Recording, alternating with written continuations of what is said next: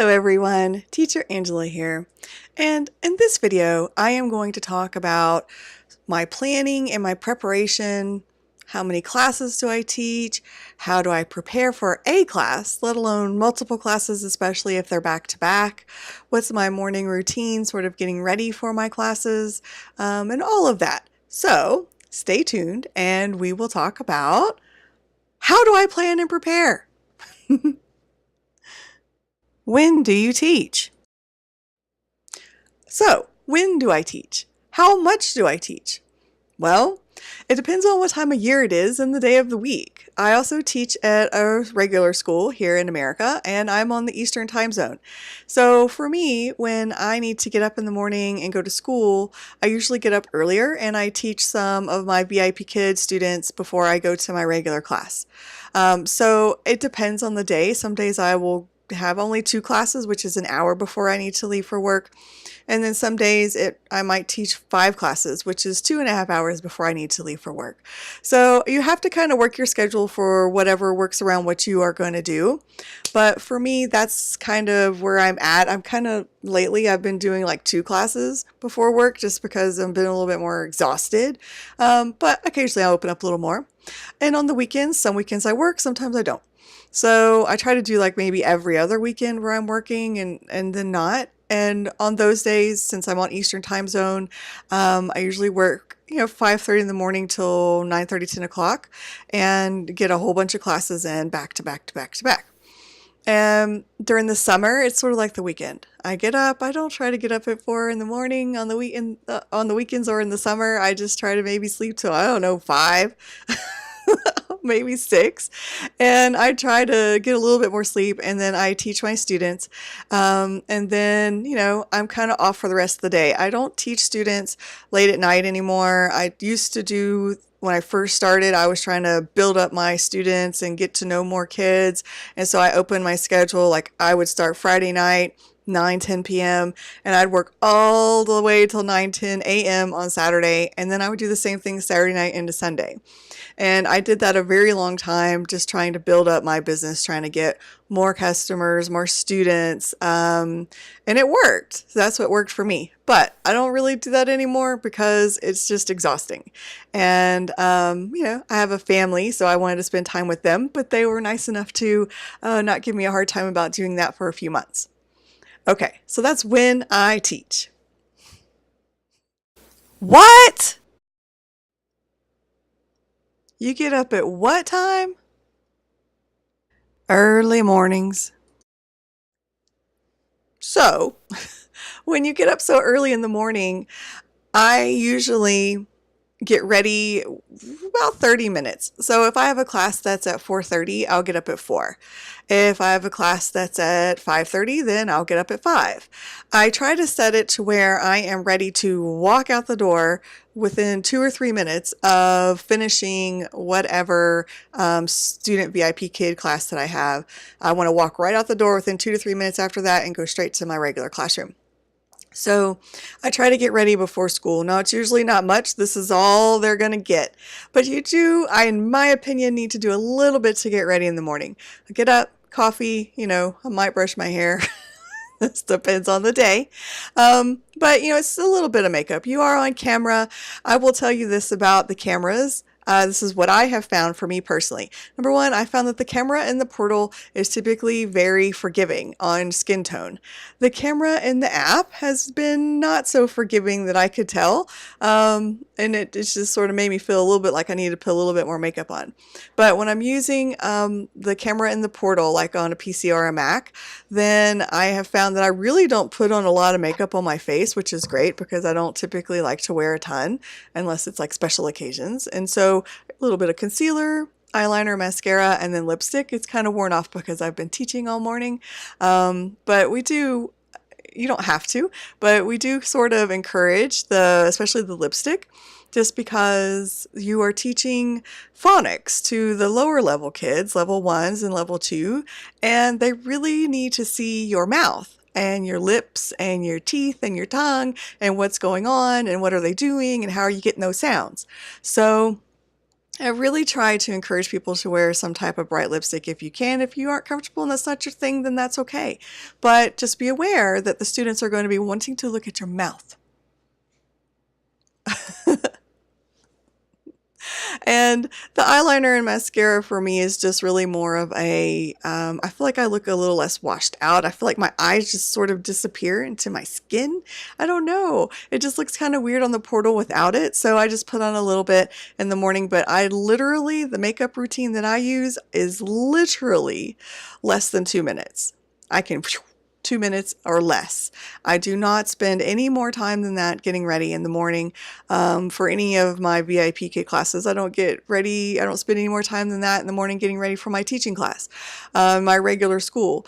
I just don't. I'm not going to spend a bunch of time on makeup. So that's sort of my morning routine and how I get ready for VIPKID. Props, props, props. Okay. So now you know how I get ready in the morning for my classes. Let's talk about how I actually plan and prepare for the classes that I'm going to teach.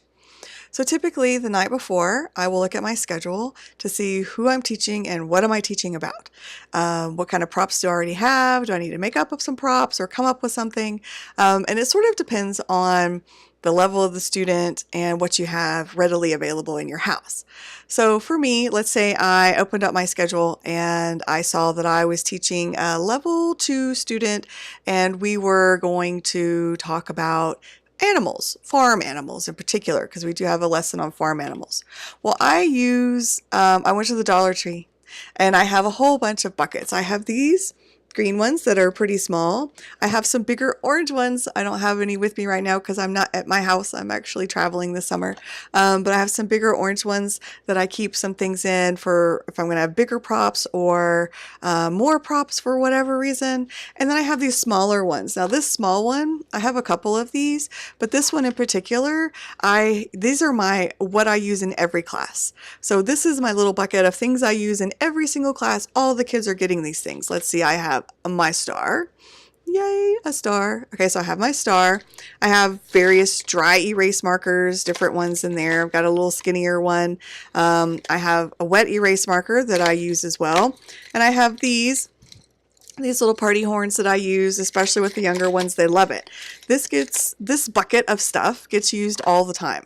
So the things that I use class after class after class after class, I keep together, and this just slides right underneath actually the monitor for my computer. It just fits right there. It's perfect. So it just is always within hand's reach. I have a few other things that are my definite go-tos, like my microphone. And yes, it's a real karaoke singing microphone, but I don't turn it on and use it for that. Well, not during class because you have a microphone, but we sing and I use this. It's actually really good to get student output for the little ones because they sometimes don't know when you want them to speak. So this, they get this. So I use this if we're going to sing our songs for the level 1 and the level 2. I'll sing it and then I'll have them sing it to me and so on and so forth. So this is always within hand's reach as well. And then I also have one other prop that I keep, a fan. And so this is a purple silk fan that I was able to get and I'm super excited about it. And it has worked out so good. I wanted it because, with those little kids that are sometimes really shy and they don't want to talk to you and they're trying to like hide behind their mom. Yeah, those kids. Yeah, that's great.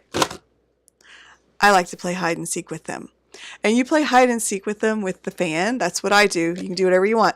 Or you can use anything. You could use a teddy bear or whatever, because I have stuffed animals and stuff. They're up there that I use. But, they really, whatever reason, love to play hide and seek behind the fan. And then they kind of warm up. So this is something that I have found to be useful for me.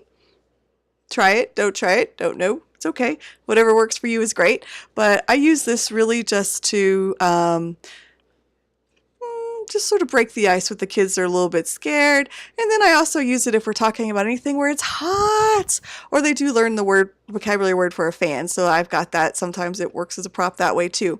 But if something's hot, and then I'll fan the kid. But the fan stays with me. It stays with my stuff that is always within hand's reach, that I don't pack up at the end of the day or when I'm done with the lesson. It's right there, right where I can reach it, those things. Now, when it comes to my props, let's see. if I'm doing this farm animal lesson, then everything that I need for my farm animal lesson is going to go into this bucket. And I have one of those cubicle organizers, and I just have a bucket for every single class that I'm teaching that day. And like I said, it could be a small one, it could be a big one. And at the end of the day, I empty them out and I put these back in a different storage area, which is on the other side of my office, and just sort of keep them organized. And then when I look at my lessons at night for the next day, I go, oh, farm animals, I go pull those, put those in a bucket.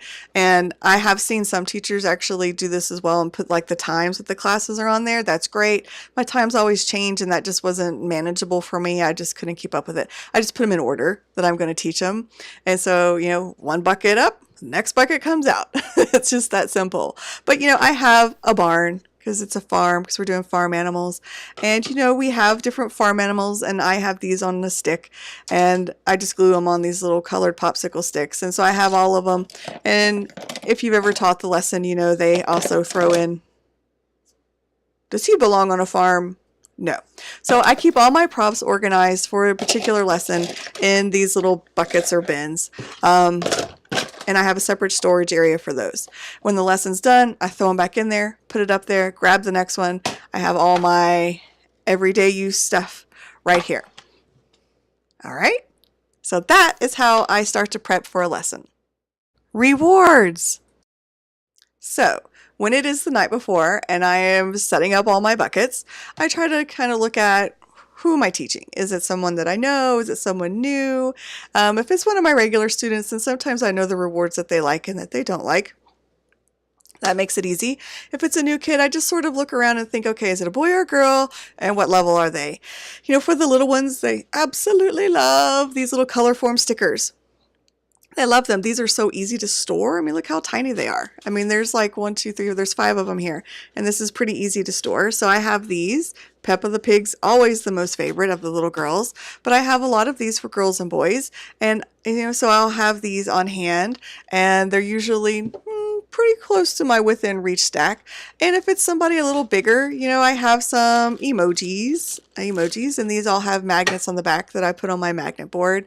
And if they're even a higher level kid, then they like to use the dice, and we play different math games and so on and so forth. And I do other stuff with rewards, which will be in a different video.